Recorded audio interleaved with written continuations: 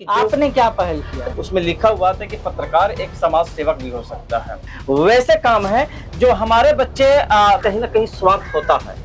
आपका है तो मुद्दा केवल एक ही रहेगा, मुद्दा कि बच्चों को जागरूक करना है, उनको उनके टाई, उनके बेल्ट, उनके जूते, यही सब है और कुछ नहीं। तो क्या मतलब नेता वोता बनेगा, विधायक या मुख्यमंत्री बनने का सपना देख रहा है? नेता लड़िएगा? नहीं लड़ेंगे, अभी हम ये नहीं कर मानते इस बात को? नहीं, समाज सेवी ही तो नेता में जाते हैं। यही मेरे लिए बहुत ज्यादा है।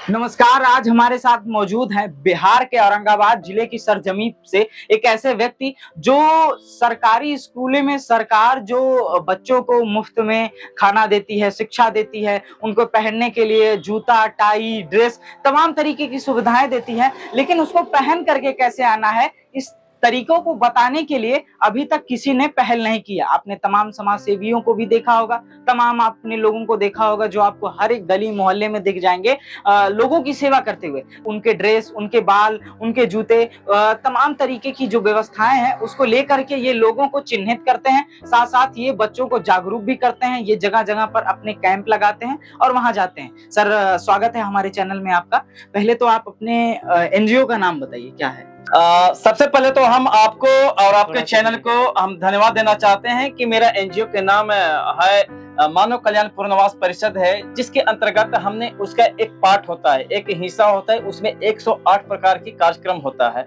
जिसका उसमें हमने चयन किया है। उसका नाम हमने रखा है शिक्षा जागरूकता अभियान एवं पर्सनालिटी डेवलपमेंट। वैसे काम है जो हमारे बच्चे आपने देखा होगा कि हमारे यहाँ दो तरह के विद्यालय है, एक सरकारी विद्यालय है और एक प्राइवेट विद्यालय है। आप दोनों में आपने देखा होगा कि एक में जो बच्चे जाते हैं टाई लगा करके जाते हैं और एक में बच्चे जाते हैं वो बिना टाई के जाते हैं। एक में बच्चे जो है सो जूता पहन करके जाते हैं और एक में जो है सो बच्चे बिना जूता पहन करके जाते हैं। एक में जो है से बच्चे जो है से आयरन किए हुए कपड़े को प्रेस किए हुए आपने देखा होगा पहन करके जाते हैं और एक में जो है से फटे फूटे गंदे पहन करके जाते हैं। तो इसलिए इन सब चीजों को हमें देखते हुए, मैं एक छात्र हूँ, छात्र के नाते जब हम ग्रहण कर रहा था, जिस समय हम अपना पढ़ाई मैंने मास कम्युनिकेशन में जब नाम एडमिशन करवाया था, तो उसमें एक आया था, उसमें लिखा हुआ था कि पत्रकार एक समाज सेवक भी हो सकता है। तो वहां पे हमने देखा तो हमने भी एक पहल किया और इस पर हमने रिसर्च किया कि ठीक है, आज मैं ज्ञान तो ग्रहण कर ही रहा हूँ, लेकिन क्या कारण है कि आज हमारे समाज के बीच में जो विद्यालय है, खास करके गांव की बात हम बता रहे हैं, शहर में तो हमने शहर में भी पहल किया था, रिसर्च किया था, तो हमने देखा है कि जो गांव के स्कूलें हैं वो अभी वैसे स्थिति में नहीं है जो लोग कहते हैं। और मेरा मानना है कि आपने क्या पहल किया? देखिए, मेरा पहले यही था कि जो हमने आपको कहा था कि शिक्षा जागरूकता अभियान और पर्सनालिटी डेवलपमेंट का कार्यक्रम किया, उसमें दो तरह के विद्यालय है, एक विद्यालय जो है सरकारी और एक विद्यालय प्राइवेट है। तो इन बच्चों को, माता पिता को, बच्चे को नहीं, माता पिता को, कैसे 1 से लेकर के 5 तक जो बच्चे पढ़ने के लिए जाते हैं, उनका दिमाग बिल्कुल कोरा कागज की तरह होता है। हम यही कहना चाहेंगे कि जो आज के डेट में जिस तरीके का कार्यक्रम हम कर रहे हैं, ये पूरे भारत, बिहार नहीं पूरे भारत में पहला बार जो है हमने कार्यक्रम किया है। आपने देखा होगा कि हमारे जो प्राइवेट, अब थोड़ा देर पहले हमने बताया कि जो प्राइवेट स्कूल के जो बच्चे हैं वो पढ़ने के लिए जाते हैं, तो उनके गार्जियन जो है, उनके अभिभावक जो है, वो अपने हार्ड वर्क करके, मेहनत करके वो पैसा जो है सो वहां पर प्राइवेट स्कूल वाले को देते हैं। लेकिन वही हमारे सरकारी विद्यालय जो है, अभी हमारे गाँव में हो या शहर में भी मौजूद है, आपने देखा होगा कि वहां पर जो बच्चे हमारे पढ़ने के लिए जाते हैं उनको सरकार की तरफ से बहुत बेनिफिट दिया जा रहा है, मतलब कि हर चीज का सुविधा उपलब्ध करा है। अब जैसे कि हम आपको बताना चाहेंगे, किताब है, कॉपी है, कलम है, पेंसिल है, स्टोमेन बॉक्स है, पानी का बोतल है, करोड़ों रुपया का बिल्डिंग है, उस बिल्डिंग में पंखा लगा हुआ है, उसके नीचे टेबल और बेंच है, उसके बाद बच्चे उस पर बैठ करके पढ़ते हैं। इसके बाद एक समय का भोजन भी उपलब्ध उन लोगों को कराया गया, जिसको मध्याह्न भोजन कहा जाता है। उस स्कूल में, उस विद्यालय में पानी पीने का भी सुविधा है। इसके बाद शौचालय का भी व्यवस्था है, बच्चे को खेलने के लिए भी सुविधा है सर। इतना, और यहाँ तक कि आपको हम बताना चाहेंगे, छात्रवृत्ति जिसको कहते हैं ना, जिससे अभी बच्चे को शर्ट पैंट नहीं ले पाते हैं, जूता नहीं, छात्रवृत्ति मिलता है। सरकार का जो भी नियम हो, कम से कम 1000-1500 से ऊपर ही है। क्या अब ये आप एनजीओ जमशेदपुर में ला करके भी स्थापित? जी, हम जमशेदपुर में भी यहाँ पे मतलब 2-3 लोगों से मीटिंग हुआ है और यहाँ के लोगों से बातचीत भी हुआ है और उनसे भी बातचीत करके यहाँ पे झारखंड में भी हम कार्यक्रम करने वाले हैं। मुद्दा केवल एक ही रहेगा, मुद्दा कि बच्चों को जागरूक करना है, उनको उनके टाई, उनके बेल्ट, उनके जूते, यही सब है और कुछ नहीं। बच्चे को जागरूक, बच्चे को हमें नहीं करना है, बच्चे को पेरेंट्स को करना है, उनके माता पिता को करना है। जब तक माता पिता उनको नहीं जागरूक होंगे तब तक कुछ नहीं होने वाला है आज के डेट में।